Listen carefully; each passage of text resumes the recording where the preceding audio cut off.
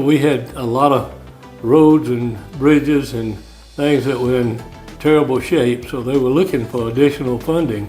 A lot of these counties, that was a large part of their budget, was trying to keep infrastructure, whether it's roads, water, sewer, running, functioning for their citizens. And it's always been a struggle.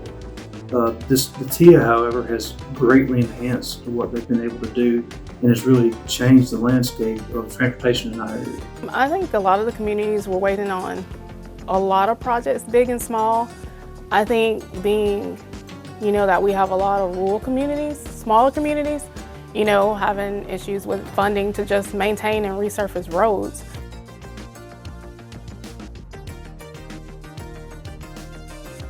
We started our initial list with something over 300 projects.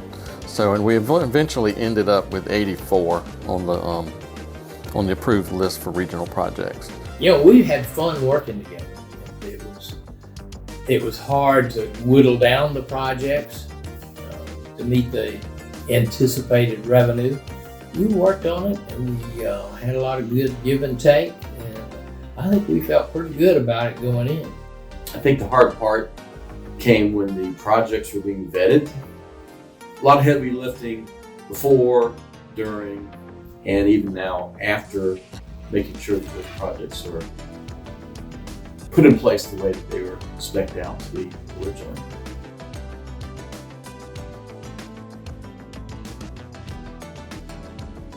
That's a massive undertaking in a 10-year period. And it's you have to analyze the funds as the funds are coming in. You have to look at project prioritization on an annual basis, and talk to the locals. We've made it a priority to let the locals push their priorities first.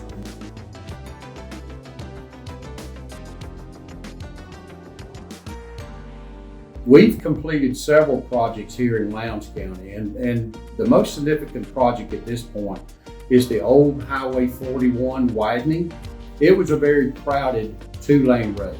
And so with the TIA money, we were able to widen that road. Some sections of it has curb and gutter. The most recent one is the roundabout that was recently put on the highway. It has been a huge success.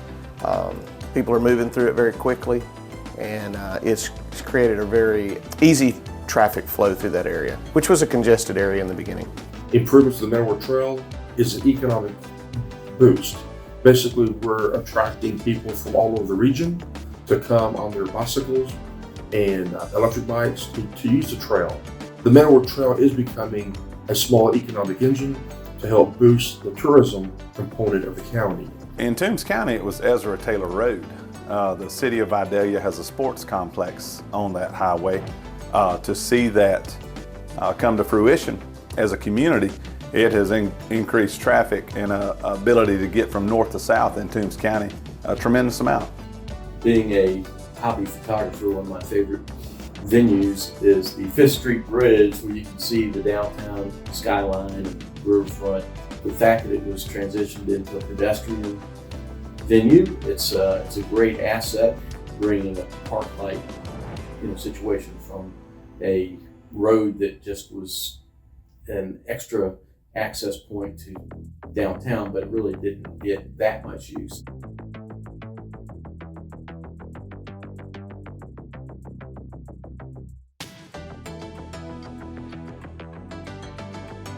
And frequently for the more rural counties, there are projects that will, every 5 years we update the plan, and we will see projects stick around, 5 years and continue to the next because of lack of funding in many instances.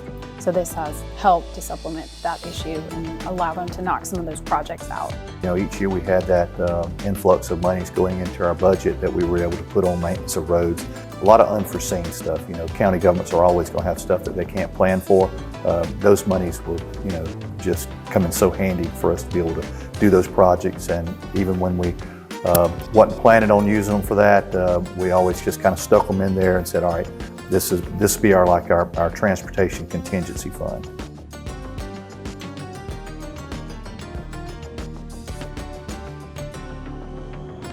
Those infrastructure investments that are made largely by programs like TIA are things that make us ready.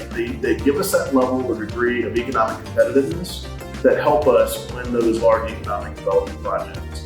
The County Commission and the Chamber of Commerce have done a good job to have, some foresight with our infrastructure needs and have used this funding source to help move those needs along. By letting it work, then what it did, it attracted outside businesses to come in. We have had a increase in population in this area between 12 and 15,000 people. Well, that, as you trickle down, you can see who all that touches.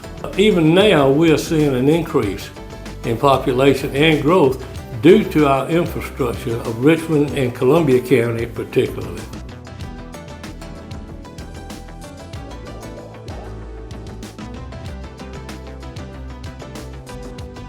You can accomplish things when everybody's working together better than when you're competing against each other.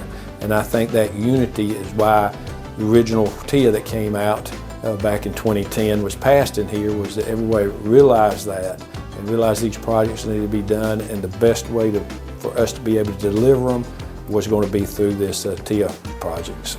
It's just really been such a point of pride to see the tangible outcomes of making tremendous investments through every community. And every community is affected. And that's what's wonderful about TIA is, again, locally led, and we're just at GDOT get to administer those local funds and put them to good use right in the communities where everybody voted to say, yes, let's move forward with TIA.